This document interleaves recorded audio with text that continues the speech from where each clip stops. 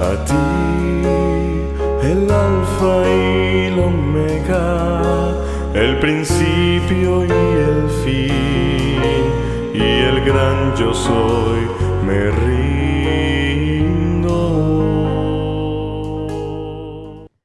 Bienvenidos al estudio de la Palabra de Dios. Y nos encontramos nuevamente en el libro de Génesis, en un episodio más de la vida de los patriarcas. Y pedimos la bendición de Dios para el estudio de su palabra. Gracias, Señor, porque a través de estos hombres de fe podemos aprender que tu bendición siempre alcanza a tus hijos que desean hacer el bien, aun cuando cometan errores. Que con esa bendición podamos caminar cada día. En el nombre de Jesús. Amén. Y ahora nos encontramos en un episodio más de uno de los patriarcas. Y la figura ahora es José. José no era el mayor de sus hermanos. Sin embargo, José se convierte en el portador de las bendiciones de Dios. Las bendiciones que Dios le otorgó no fueron dadas de una manera arbitraria, sino lo que nos dice el relato de la vida de José nos muestra exactamente el por qué José vino a ser un joven y luego un hombre bendecido y dirigido por Dios.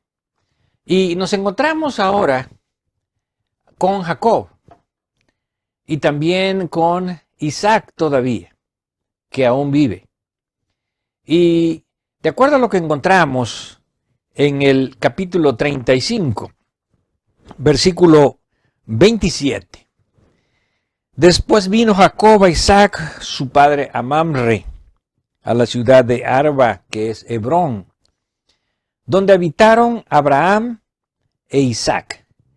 Y fueron los días de Isaac 180 años, y exhaló Isaac el espíritu y murió, y fue recogido a su pueblo, viejo y lleno de días, y lo sepultaron Esaú y Jacob, sus hijos.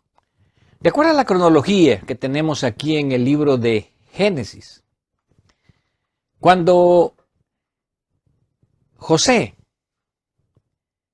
tenía la edad de 17 años, que fue vendido como esclavo a Egipto por sus hermanos, Isaac todavía vivía, ya era un hombre viejo.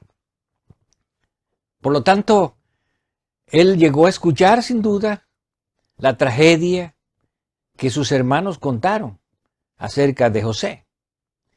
Indudablemente, por 12 años, él estuvo juntamente con su hijo Jacob, lamentando lo que ellos creían que había sido la terrible suerte de José. Por lo tanto, vemos que cuando Jacob engañó a Isaac, Jacob tenía 77 años de edad. Isaac, que para ese entonces ya no veía, había perdido la vista, tenía 137 años de edad. Por lo tanto, podemos decir que los últimos 43 años de vida de Isaac estuvo ciego, sin poder ver. Y ahora encontramos a Jacob viviendo allí exactamente donde habían vivido sus padres, Isaac y Abraham. Y estaba exactamente en Hebrón, en un lugar cerca de Hebrón llamado Mamre, donde indudablemente estaban las tiendas de ellos como pastores. Pero a causa de que el alimento para sus ganados no era suficiente, y a causa de que ellos tenían mucho ganado, tenían que moverse sus hijos pastoreando el ganado a otras regiones. Ahora, de acuerdo a lo que encontramos en el capítulo 37, encontramos en el versículo 1, habitó Jacob en la tierra donde había morado su padre en la tierra de Canaán. Esta es la historia de la familia de Jacob. José, siendo de edad de 17 años, apacentaba las ovejas con sus hermanos, y el joven estaba con los hijos de Bila y con los hijos de Silpa, mujeres de su padre, e informaba a su padre la mala fama de ellos. Aquí encontramos que los hijos de Jacob, desafortunadamente, no eran buenos muchachos. Y José, que era uno de los hijos menores, él se daba cuenta de la mala conducta de ellos. Y tal vez el carácter de José era distinto a los de ellos. Pero no solamente era distinto, sino que también José era un hombre, un muchacho temeroso de Dios. Porque él podría haber solapado a los hermanos de lo que hacían. Y de esa manera se hubiese ganado el favor de sus hermanos. Pero José temía a Dios. Y él sabía que lo que sus hermanos hacían no estaba de acuerdo a la voluntad de Dios. Y por lo tanto, él le reportaba a sus padres. Esto hizo que sus hermanos tuviesen odio contra él, porque él los denunciaba. En lugar de reconocer ellos sus errores, y es lo que a menudo nos pasa a los seres humanos, en lugar de reconocer nuestros errores, nos enojamos contra aquellos que son más justos que nosotros. Y los odiamos y deseamos el mal para ellos. Pero aquí vemos cómo el bien siempre tiene que triunfar sobre el mal. Aunque indudablemente tiene que pasar a través de la adversidad. Y tanto lo que José hacía como lo que Jacob hizo y lo que Dios después hizo, contribuyó más aún a que el odio, el resentimiento de los hermanos, tanto con José como con su padre Jacob, creciese y los llevase finalmente a cometer un crimen. Un crimen que, aunque no se consumó físicamente, no dejó de ser un crimen moral contra su hermano. Y vemos aquí los tres aspectos que influyeron para que José fuese vendido como esclavo en la tierra de Egipto. Y ya vimos, en primer lugar, fue la conducta temerosa de Dios de José. Él no podía consentir lo que sus hermanos hacían, tampoco podía solaparlo, y por lo tanto José denunciaba el mal que ellos hacían, aunque él sabía que eso acarreaba el odio de parte de sus hermanos. Y lo segundo que viene a contribuir al problema es lo que dice el versículo 3. Y amaba Israel a José más que a todos sus hijos, porque le había tenido en su vejez, y le hizo una túnica de diversos colores. Podríamos preguntar si lo que Jacob hizo estuvo bien. Bueno, a veces es difícil entender que la conducta de algunos hijos puede hacer que los padres les pierdan el cariño. De igual manera puede hacer que los padres le tengan más cariño. Y aunque aquí se da en el relato la razón de que, a causa de que lo había tenido en su vejez, él amaba a José. Pero más de eso, indudablemente era la conducta de José, el carácter de José, lo que hacía que su padre lo amaba. Sin embargo, podemos decir que el error que cometió Jacob fue no solamente de convertirlo como favorito en su corazón, sino hacerlo evidente en la familia y especialmente a sus hermanos. Y esta distinción él la dio a conocer cuando le compró una túnica especial de colores a José, lo cual evidentemente le daba a entender a sus hermanos que ahora, sin lugar a dudas, José era el favorito de Jacob. Y por lo tanto, el resultado no se dejó esperar. Dice el versículo 4, viendo sus hermanos que su padre lo amaba más que a todos sus hermanos, le aborrecían y no podían hablarle pacíficamente. Qué duro es vivir con las personas que te aborrecen, con las personas que no te quieren. Y no solamente te aborrecen, sino con quienes no puedes tener buenas relaciones. Por lo tanto, hables como hables, hagas lo que hagas, aunque seas amable, todo eso va a venir en tu contra. Porque el texto dice que aunque José indudablemente le hablaba con cariño, con amor, con ternura a sus hermanos no le hablaban pacíficamente. Siempre estaban tratando de herirlo con sus palabras y con sus actitudes. Y sobre esto, vamos a decir, Dios también contribuye. Ahora, Dios no contribuye exactamente para que el celo de los hermanos y el odio de los hermanos se acrecentara, sino Dios contribuye para mostrar que Él recompensa la fidelidad de las personas. Y Dios quería mostrarle a los hermanos de José, a su padre Jacob, que Dios lo tenía también como un hijo favorito. No desde el punto de vista del favoritismo humano y racional, sino que el favor de Dios hacia José se debía a que José era un muchacho justo, temeroso y fiel a Dios. Y ahora Dios le quiere mostrar tanto a su padre como a sus hermanos que si ellos también se convierten en hombres de justicia, Dios de igual manera les tendrá un futuro lleno de bendiciones.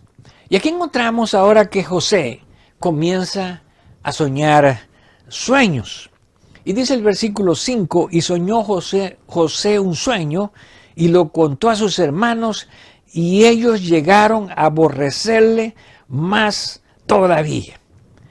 Este sueño nosotros recordamos es el sueño donde las espigas de sus hermanos venían y se inclinaban ante la espiga de José. ¿Cómo interpretaron sus hermanos este sueño? Bueno, indudablemente ellos pensaron, no solamente mi padre le ha hecho creer que él es mejor entre nosotros, sino que él mismo ahora lo cree. Y lo cree de tal manera que hasta lo sueña. Por lo tanto, ellos no pensaron que este sueño venía de Dios, sino que indudablemente ellos creyeron que era el resultado de la imaginación de José, sintiéndose que era el favorito de su padre y sintiéndose que ahora él sería el mayor entre sus hermanos, lo cual sus hermanos indudablemente aborrecían, ya que ellos eran los mayores de la familia. Y luego Dios le da otro sueño. Y este sueño es el sueño de los astros. Y aquí también las 11 estrellas que representan a sus hermanos, el sol que representa a su padre y la luna que representa a su madre, vienen y se inclinan delante de él. Y de acuerdo a lo que nos dice el texto bíblico, el mismo Jacob se sorprendió y el mismo Jacob sintió que tal vez José mismo estaba fabricando estos sueños en su subconsciente. Por lo tanto, lo que nos dice el versículo 10 es, y lo contó a su padre y a sus hermanos, y su padre le reprendió y le dijo, ¿qué sueño es este que soñaste? ¿Acaso vendremos yo y tu madre y tus hermanos a postrarnos en tierra delante de ti? Ahora, indudablemente, no solamente los hermanos no estaban de acuerdo con José, sino también su mismo padre Jacob no estaba de acuerdo. Por eso dice, le reprendió.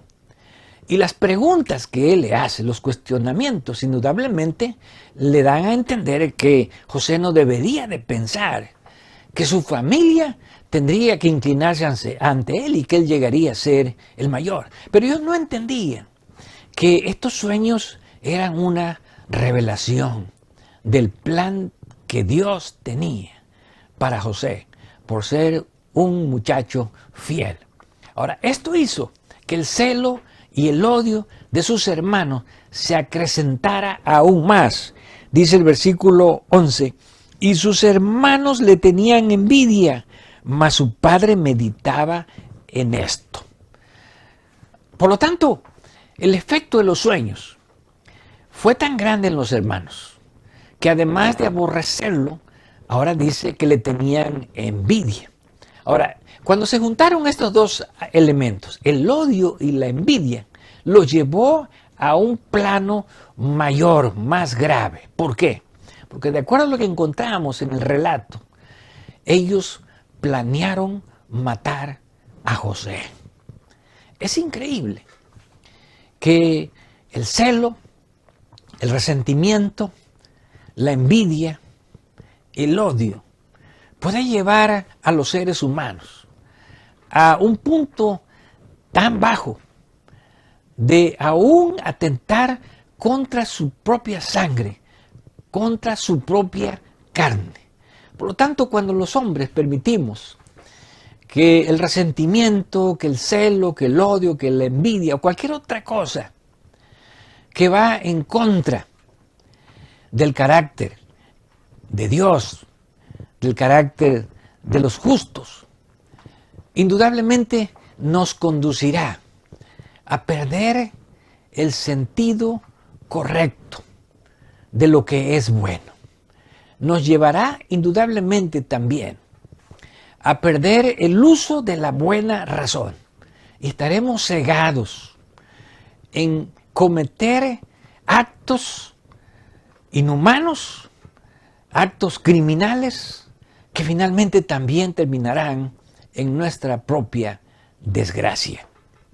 Y ahora vemos que Jacob envía a José para que vaya a ver a sus hermanos. ¿Cuál es la razón? Ve a verlos para ver si ellos están bien. Indudablemente José se hubo alegrado, porque aunque sus hermanos no lo querían, él sí los amaba. Y al final él no era culpable de todo lo que estaba pasando. Él no era culpable de que él era un muchacho justo y temeroso de Dios. Él tampoco era culpable de que su padre Jacob lo prefería. Y tampoco era culpable de que Dios mismo había revelado que él le iba a dar la bendición de ser el mayor entre todos sus hermanos. Así que algunas veces los justos sufrimos sin ser culpables.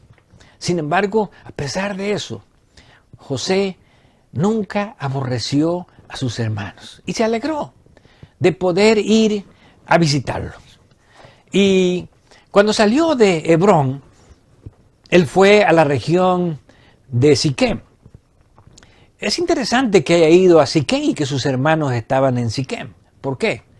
Porque un tiempo antes sus hermanos habían matado a los habitantes de Siquem, habían despojado la ciudad y se habían llevado esclavos a las mujeres y a los niños. Por lo tanto, indudablemente ellos no estaban bien parados en esa región.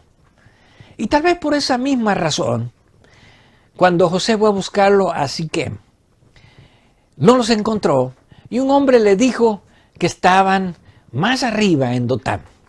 José ya había caminado entre unos 80 y 90 kilómetros desde Mamre, cerca de Hebrón, para ir a buscar a sus hermanos hasta la región de Siquem. Y cuando no los encontró, tuvo que caminar alrededor de otros 30 kilómetros para encontrarlos en la región de Dotán, a donde ellos se habían movido más aún al norte. Y conocemos la historia. Y en esta historia nosotros encontramos que cuando sus hermanos lo vieron, lo primero que pensaron fue matarlo. El plan malvado de ellos ahora consideraban que se había hecho realidad y que había llegado el momento oportuno de realizar lo que ellos habían pensado contra su hermano. Pero recordemos, nuestra vida está en las manos de Dios y nadie podrá dañar a los hijos de Dios. Ningún intento de crimen, de asesinato, de hacer mal, podrá dañar a los hijos de Dios, porque es Dios finalmente el que protege a sus hijos y es Dios finalmente el que tiene nuestra vida en sus manos. Sin embargo, Dios permite que los justos sufran a causa de los impíos. Y ahora José, que no había hecho nada malo, ahora Dios permitió que sufriera en mano de sus hermanos. Pero podemos ver aquí que aunque sus hermanos emocionalmente eran tan perversos que habían pensado quitarle la vida a su propio hermano, en el corazón de algunos de ellos había todavía un poco del temor de Dios. Y Dios influyó en ellos para que no llevasen a cabo el plan malvado que ellos tenían en contra de José. Y vamos a ver que uno de ellos, que aunque indudablemente también compartía el resentimiento, finalmente intentó salvar a José. Y es interesante porque él era Rubén. Dice el versículo 21, cuando Rubén oyó esto, lo libró de sus manos y dijo, no lo matemos. Y les dijo Rubén, no derraméis sangre, echadlo en esta cisterna que está en el desierto, y no pongáis mano en él, por librarlo así de sus manos para hacerlo volver a su padre. Realmente, aquí, la actitud de Rubén es admirable, por dos razones. En primer lugar, Rubén era el primogénito, y por lo tanto, él debería de estar más celoso que sus hermanos, porque al final, si José sería el mayor, él tomaría la primogenitura que le correspondía a Rubén, y por lo tanto, él indudablemente sería el hermano más celoso y con más deseos de destruir a José. Pero vemos aquí que dentro de todo esto, Rubén indudablemente tenía temor de Dios. Y no solamente tenía temor de Dios, también amaba a su padre. ¿Por qué? Porque lo que nos dice este versículo, que lo que él propuso de no matarlo, sino arrojarlo en una cisterna, él se proponía dos cosas: salvarlo de que sus hermanos le quitaran la vida, y en segundo lugar, arreglárselas para sacarlo y de alguna manera írselo a entregar a su padre. Por eso podemos ver que aún entre medio del odio, Dios puede obrar en algunos corazones sensibles para cumplir su voluntad. Desafortunadamente, los planes de Rubén no se consumaron, porque lo que él había planeado, sus hermanos se le adelantaron. Y vemos aquí al segundo personaje, que es Judá. Entonces Judá dijo a sus hermanos, ¿qué provecho hay en que matemos a nuestro hermano y encubramos su muerte? Venid y vendámoslo a los ismaelitas, y no sea nuestra mano sobre él, porque él es nuestro hermano, nuestra propia carne, y sus hermanos convinieron con él. Aquí podemos ver que aunque los seres humanos cultivamos en nuestros corazones el odio y el rencor, Dios todavía, aún en medio de esta actitud de los seres humanos de rechazar su voluntad, Dios todavía puede obrar de alguna manera en los corazones de las personas. Y ahora Judá, que piensa que no es lo mejor matar a su hermano, tal vez por el hecho de que él sentía que delante de Dios, porque conocían a Dios todos ellos, aprendieron de Dios desde que eran niños, indudablemente no iba a traer nada bueno. Y por lo tanto, él pensó, no manchemos nuestras manos con sangre. Mejor lo vendemos a los ismaelitas, a los comerciantes ismaelitas, y de esa manera nos deshacemos de él para siempre. Y todos convinieron. Pero ahora había que inventar una mentira para su padre. Y encontramos que al haberlo vendido, Rubén no se encontraba entre ellos. Y ahora, versículo 29 nos dice, después Rubén volvió a la cisterna y no halló a José y rasgó sus vestidos y volvió a sus hermanos y dijo, el joven no parece y yo, ¿a dónde iré yo? Esta expresión de Rubén indudablemente nos muestra que Rubén había planeado sacar a José, entregarlo a su padre, con el fin de evitar tanto el crimen como el dolor que podía causarle a su padre. Y ahora la expresión de Rubén, ¿a dónde iré yo?, nos muestra que él no tendría la cara para presentarse delante de su padre y ahora presentar a su padre una historia que él sabía que iba a destrozar el corazón de él. Esta expresión nos da a entender que Rubén le está diciendo a sus hermanos, yo no voy a poder soportar presentarme delante de mi padre con esta mentira que ustedes han inventado. Yo no tengo el corazón para hacer sufrir a mi padre de esta manera. Pero finalmente él estaba involucrado, porque finalmente también había consentido en que lo aventaran a la cisterna. E indudablemente, aunque tal vez él en su corazón no compartía, de alguna manera participó también con el mismo espíritu de celo de parte de sus hermanos. Pero nuevamente encontramos que aunque Dios permite que sus hijos fieles sufran, y como ya vimos, sin ser culpables, sin haber buscado el mal para ellos mismos, Dios nunca se olvida de sus hijos. Y la mano de Dios y la compañía de Dios estaba con José. No solamente, así como estuvo con José cuando estuvo en la tierra de Canaán, sino ahora de una manera más especial. Dios iba a bendecir a José como un esclavo en la tierra de Egipto. Pero la experiencia de José nos hace pensar a los seres humanos, a nosotros los hijos de Dios, en lo siguiente. ¿Cómo pudo José reaccionar al pensar que él era un joven fiel a Dios, que era temeroso de Dios? Y al pensar de qué manera Dios le estaba recompensando. Alguien podría haber dicho, la fidelidad no sirve de nada. ¿De qué me sirvió a mí que yo haya sido un joven temeroso de Dios? Si al final el resultado es que ahora me venden como esclavo.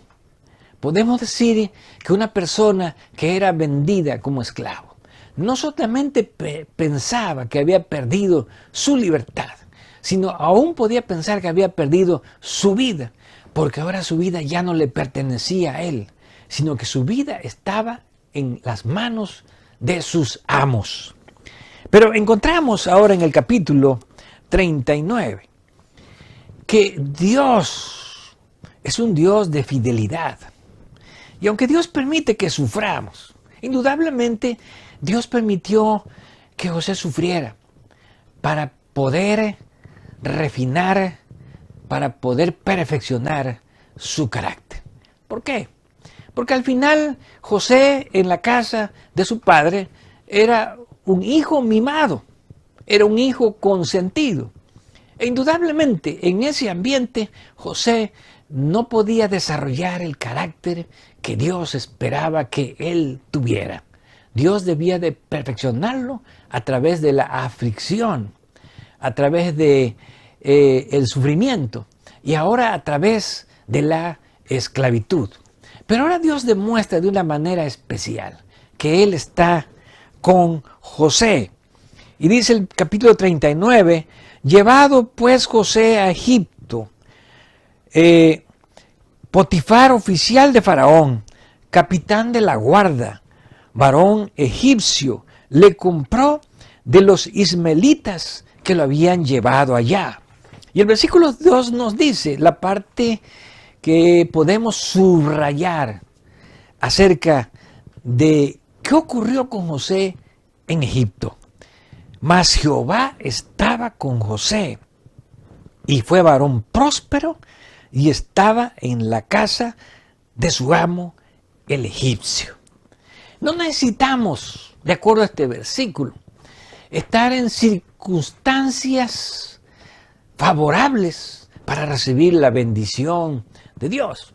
A veces nos podríamos sentir bendecidos.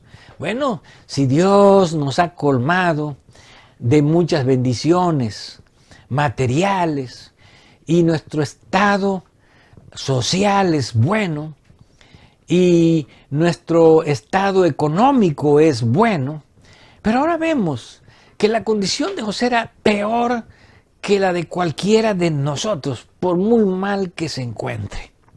Pero aquí Dios demuestra que aunque nuestra condición no sea la mejor ante la sociedad, si somos fieles a Dios, aquí hay dos lecciones importantes. Dios estaba con José. Y esa es la primera lección importante. No importa en qué condición nos encontramos, Dios está con nosotros si somos fieles. Y en segundo lugar, José era un varón próspero. Bueno, próspero no en el sentido material, porque al final nada de lo que José tenía era suyo y no podía tener nada como esclavo. Pero era próspero en el sentido de que todo lo que él realizaba, Dios lo bendecía y le salía bien. Y esto hizo que se ganara el favor de su amo, y esto hizo que se ganara el favor de todos los que servían en la casa de su amo, y que se ganara una posición importante como mayordomo, aún siendo esclavo. ¿Por qué? Porque nos dice el texto bíblico lo siguiente: y vio su amo que Jehová estaba con él, y que todo lo que él hacía, Jehová lo hacía prosperar en su mano. Así halló José gracia en sus ojos y le servía. Y él le hizo mayordomo de su casa y entregó en su poder todo lo que tenía. Y aconteció que desde cuando le dio el encargo de su casa y de todo lo que tenía, Jehová bendijo la casa de Egipto del egipcio a causa de José. Y la bendición de Jehová estaba sobre todo lo que tenía, así en casa como el campo. ¿Qué lección más hermosa? Dios no solamente bendice a sus hijos fieles, sino que a través de sus hijos fieles, Él bendice a las personas con quienes sus hijos fieles se relacionan. Y aquí vemos que la bendición que Dios le dio a José se transmitió a la casa de Potifar. Y Potifar se dio cuenta que José no era cualquier hombre y que el Dios de José, a quien ahora ya Potifar conocía, porque él dice que vio que Jehová lo bendecía. Ahora Potifar reconoce que no es cualquier Dios, sino es un Dios de fidelidad, que es un Dios de bendición. y es un Dios que no desampara. Pero indudablemente, los hijos de Dios, aún en los momentos de más prosperidad, también son probados. Y ahora vemos que aunque todos estaban contentos y reconocían que Dios bendecía a José, había alguien a quien Satanás estaba usando para traerle la ruina a José. Y aquí encontramos que ahora se convierte en la persona más peligrosa en la vida de José. Y encontramos aquí la siguiente declaración. Aconteció después de esto, dice el versículo 7, que la mujer de su amo puso sus ojos en José y dijo, duerme conmigo. Aquí encontramos la parte más dura para la prueba de José. ¿Por qué razón? La vida de José no solamente estaba en las manos de su amo Potifar, sino también estaba en las manos de la esposa de Potifar, su ama. Ahora, en los tiempos de esclavitud, los amos se creían dueños de las vidas de sus esclavos. Y ellos creían que tenían el derecho de hacer con sus esclavos como ellos quisieran. Por lo tanto, la esposa de Potifar ahora pensó que José era de su propiedad y que ella podía disponer de su vida como mejor le pareciera. Pero aquí la mujer de Potifar encontró que José no era un hombre común. Encontró que José era un hombre que no solamente temía y respetaba a Dios, sino que también respetaba a los hombres. Por eso vemos, cuando nosotros tenemos respeto por Dios, también tendremos respeto por los hombres. Y en la tentación de la esposa de Potifar a José, José resalta dos cosas.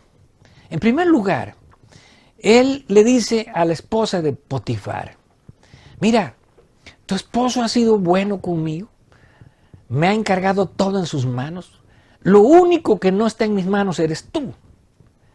¿Cómo crees tú que yo haría este mal contra mi amo? ¿Cómo piensas tú pagarle a tu esposo de esa manera?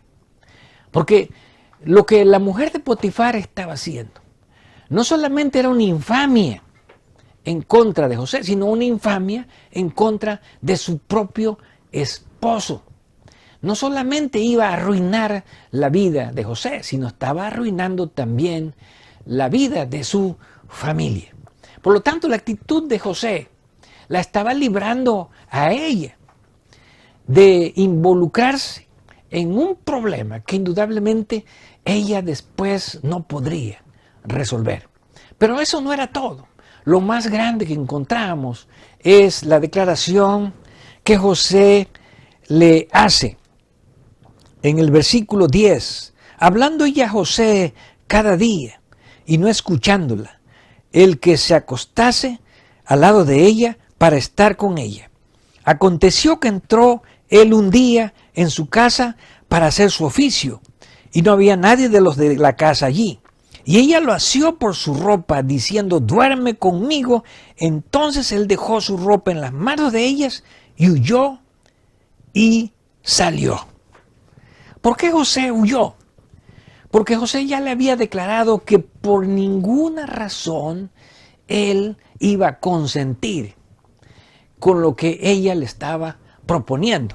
Y como ya vimos, la razón era, en primer lugar, el respeto hacia su amo. Pero algo más aún, dice el versículo 9, no hay otro mayor que yo en esta casa, y ninguna cosa me ha reservado sino a ti, por cuanto tú eres su mujer.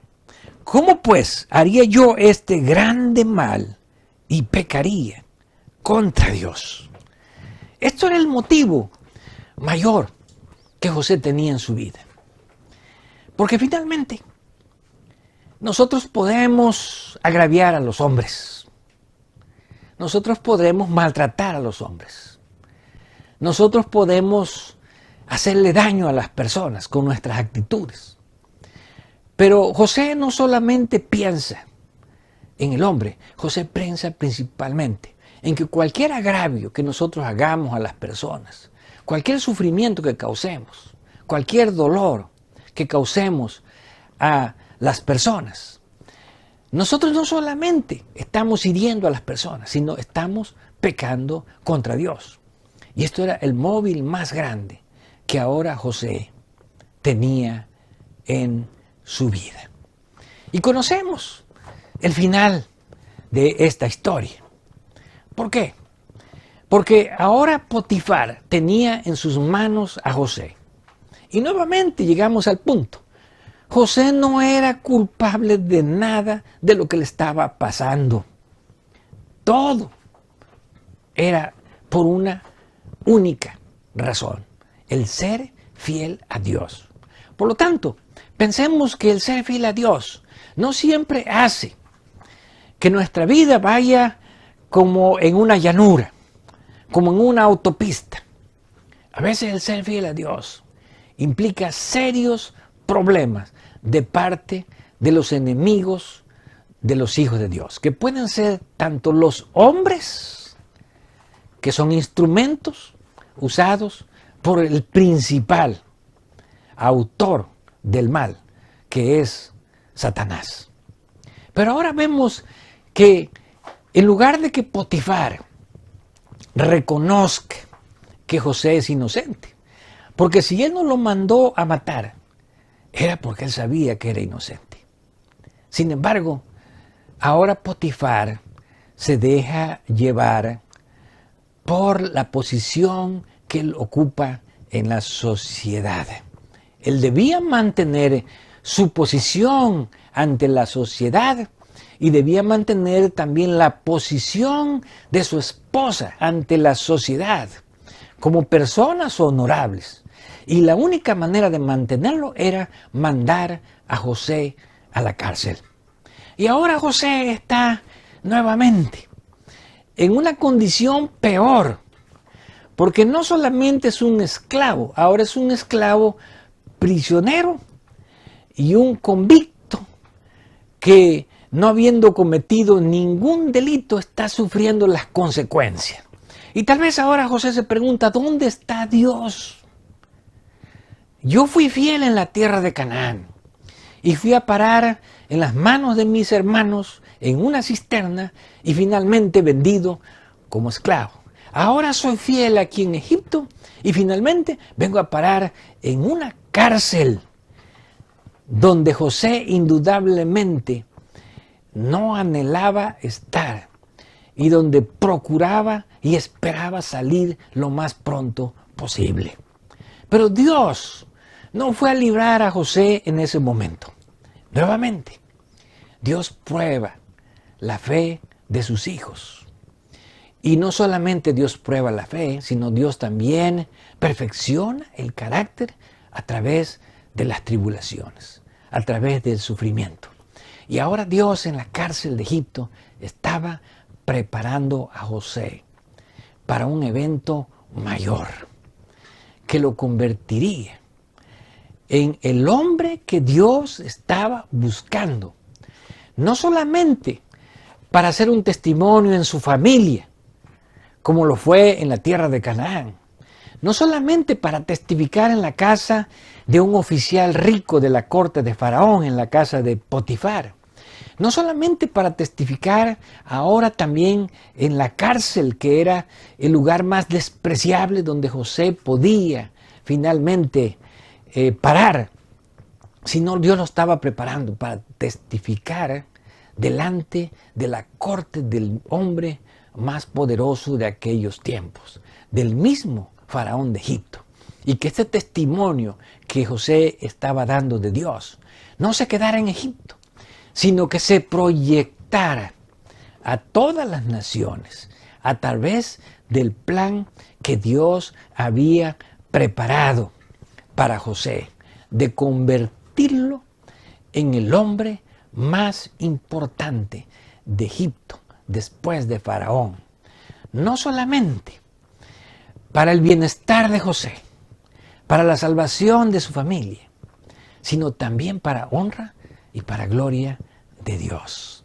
Por lo tanto, nunca olvidemos que si Dios nos pone a prueba, si Dios perfecciona nuestro carácter a través de las tribulaciones, es porque Dios nos refina como material precioso, como el oro mismo, para hacer una bendición para nuestros semejantes en este mundo, pero principalmente para honra y para gloria de Dios. Que podamos permitir ser usados como instrumentos de Dios para su honra y para su gloria. A ti, el alfa y el omega, el principio y el fin, y el gran yo soy, me río.